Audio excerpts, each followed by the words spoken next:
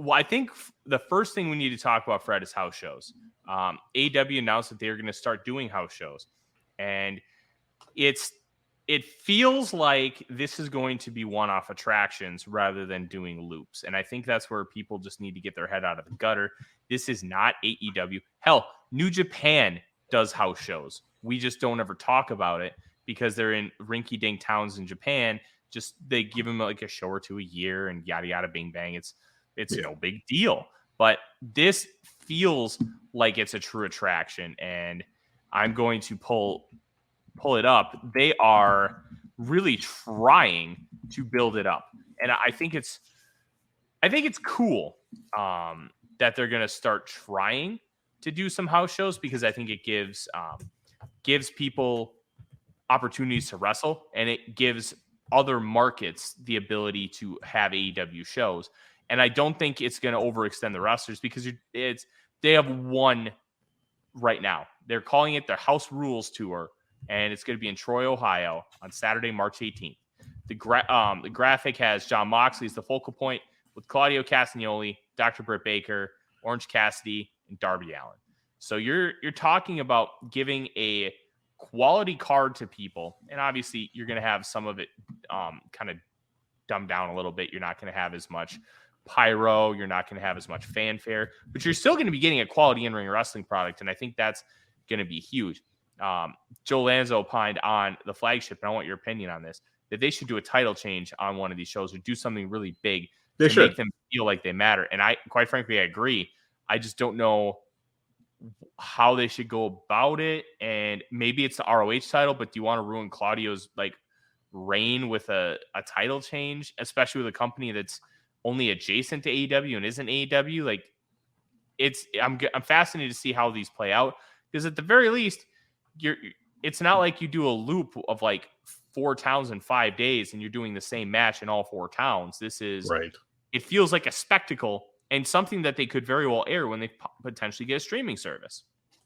Yeah, and it is almost 2 weeks. It's like 13 days after Revolution, so a lot of those storylines will be finished up, and maybe you could do something with one of the secondary belts, like the TNT or the TBS. I guess not the TBS. You'll have to put Jade losing would have to be on TV.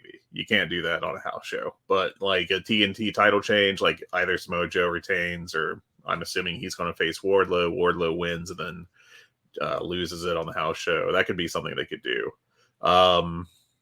Yeah, but I do think they need to do something big of some sort, even if it's just an angle to launch or start a major storyline.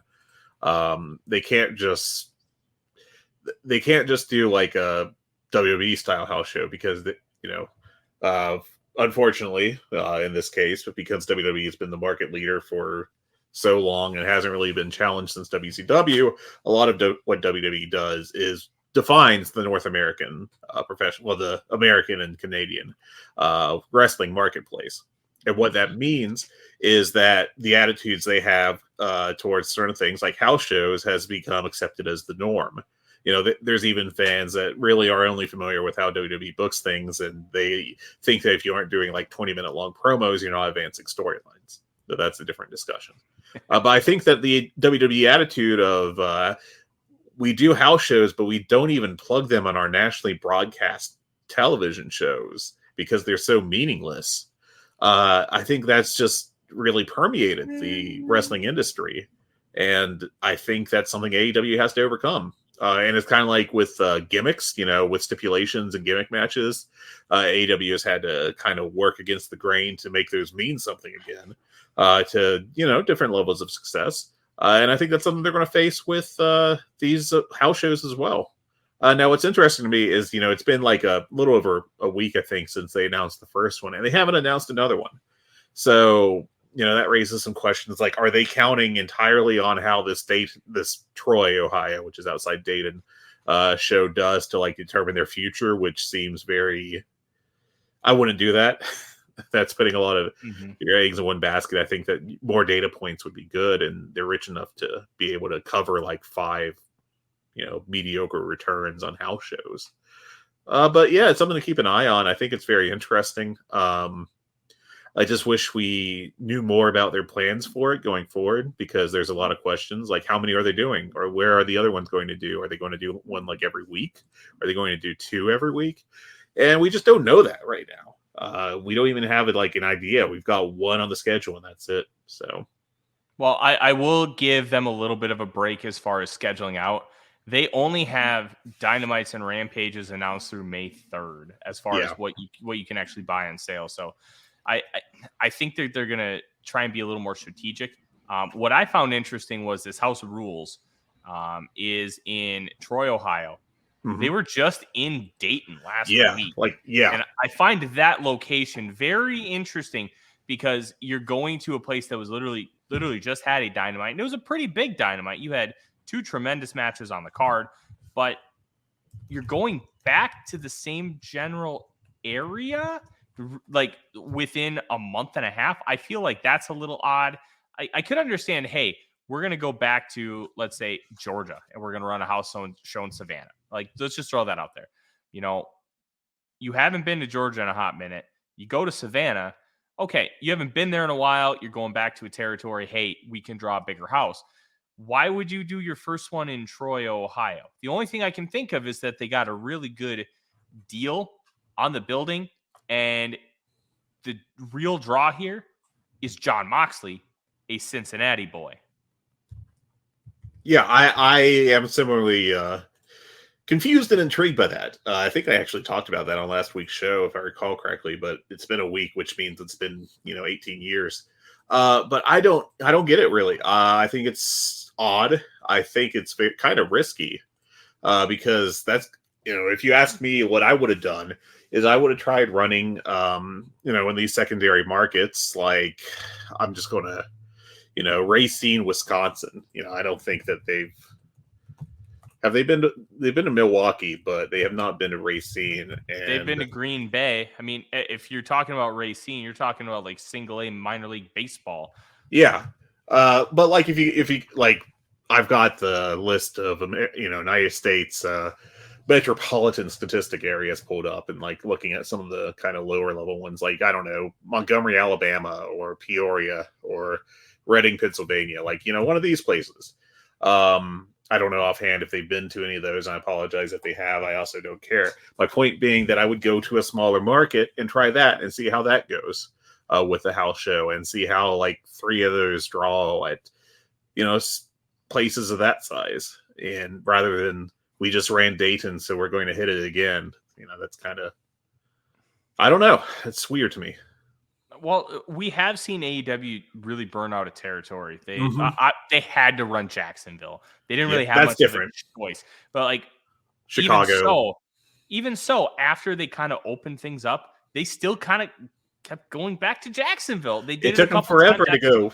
It took them forever to go to California, and Texas took a long time too. And it was very, I don't know. Well, Texas is one of the first spots they went post-pandemic, because remember they did that 3-show loop in Texas. That's right. You got me there.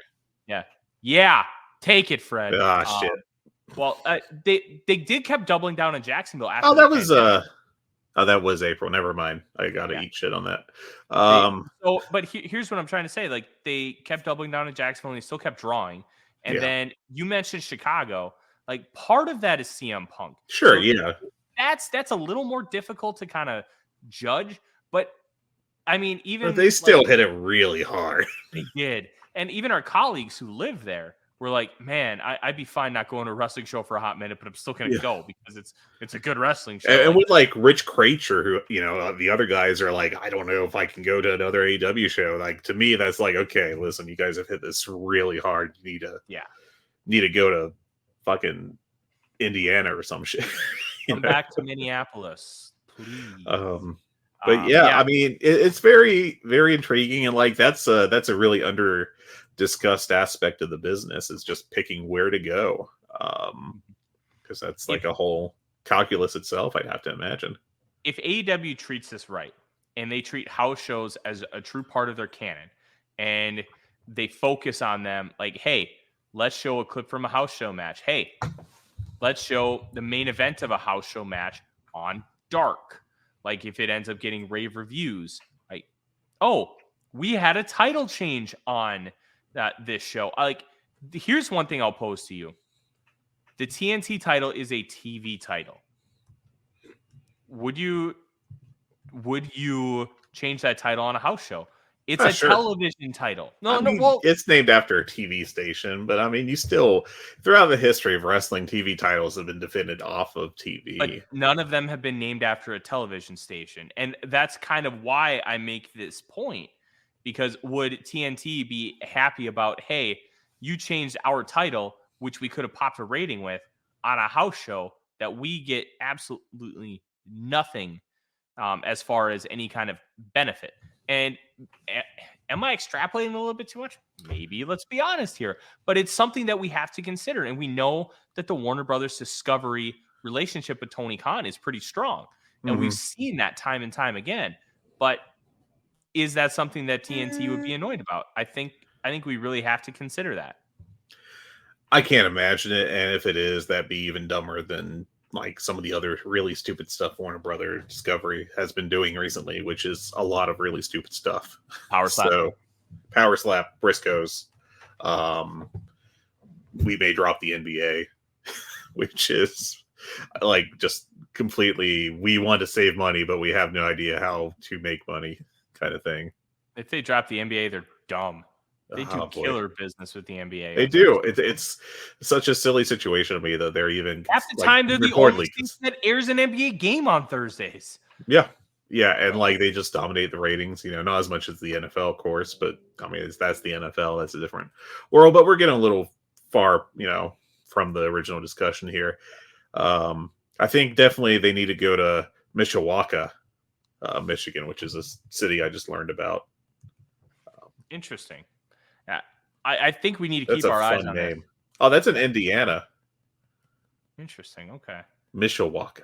That's a good. We're gonna have to keep our eyes on this, Fred, because how this continues to evolve and develop, and I think ticket sales will be huge as far as keeping tabs on this. Tickets, did they go on sale? Yes, they have gone on sale. Yes. I'm very intrigued to see. Do you want me to check what is it? Not AEW Ticks. God bless it. WrestleTix and see if they have anything on it. Yeah. All right, I'll do that real quick. While we're doing that, this was a light week for AEW news. Not much to discuss, and it does not look like WrestleTix has any information on that, so that's a shame. But last week I wasn't sure if there was a location for the Ring of Honor TV tapings announced, which are on the 25th and 26th of February. But they have announced that it will be in Orlando, or at least Fightful reported that. And I'm now quickly checking if you can purchase those tickets, which I have to go to a separate site for. What do you think about the location of that? Do you have any thoughts on that? Because you may not. Which location? Orlando for the TV tapings that are supposedly going to happen at the end of the month. And they have not put those tickets up for sale. Well, I'll say this. Doing it in Orlando might be a good first spot, just because obviously we know that they tape Dark down in Orlando. Mm-hmm. And there's some infrastructure there to at least give like a real baseline. They can make it look good. Odie is just being all kinds of happy and sleepy. I think it's a smart move because at the very worst, you're going to draw dark levels of fans. And I think that's okay for the first go around. Yeah, it looks pretty decent. Just make it feel major league when you run the tapings. Don't make it feel like a dark. Make it feel big time. If you can do that and be successful with it. If I were Tony Khan, I would run the entire first batch of tapings free on Honor Club and YouTube. Get people invested in it. Give them 4 weeks to be like, okay, I want to watch this company, and then put them behind the paywall until you get that TV deal. I don't know if he's going to do that, but one of the easiest ways to get people to pay for your product is by giving it away for free first and get them hooked. Yeah. It's intriguing. I have to think that they're taping at the Universal Studios. That's my assumption because that is where they tape Dark, if I recall correctly. But not. And with the tickets not being on sale, that kind of, I think you don't have to.